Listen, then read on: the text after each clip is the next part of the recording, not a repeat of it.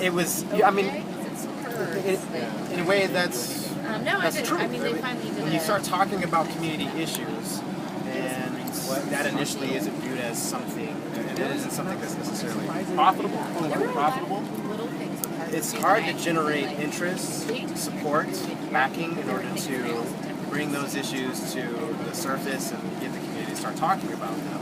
So one of the things that I found to be a challenge is when I decided to do a project about gentrification versus community development that includes everybody. When I started this project, I found that a lot of people thought it was interesting and fascinating, but I noticed that I'm not necessarily a lot of people who are invested in it. And I'm not saying they hadn't necessarily invested in me as an artist, but when talking about the issue, I found it was difficult to find a space.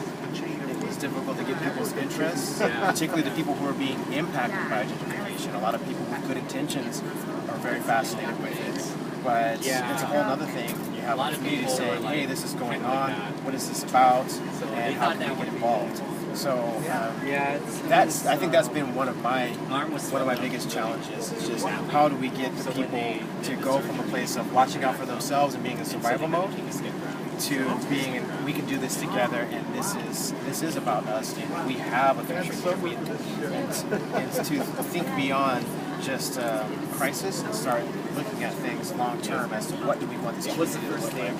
So building that level of consciousness, encouraging that level of consciousness, sharing in that vision together, it's very difficult to generate that momentum.